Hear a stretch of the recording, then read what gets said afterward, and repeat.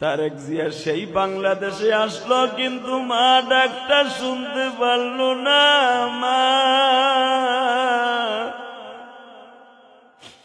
আমি ইলিয়াসুর রহমান জেহাদিও তো মা ডাকটা শুনাই আমার মায়ের কবরে দিতে পারি নাই। আমার মাও মৃত্যুর সময় আমার বাবারে বারবার বলছিল, আমার ইলিয়াস রে মাদ্রাসার থেকে একটু এনে দাও, আমি একটু ইলিয়াস রে পরাণ বইরা দেখব। আমার মা ডাক্তার শোনার আগে কবরে চলে গেল। তারেক জিয়া হয়তো একদিন ক্ষমতা পাবে আল্লাহ, তারেক জিয়া হয়তো প্রেসিডেন্টও এক সময় হতে পারে তার বাবার মতো, তার মায়ের মতো প্রধানমন্ত্রীও হতে পারে।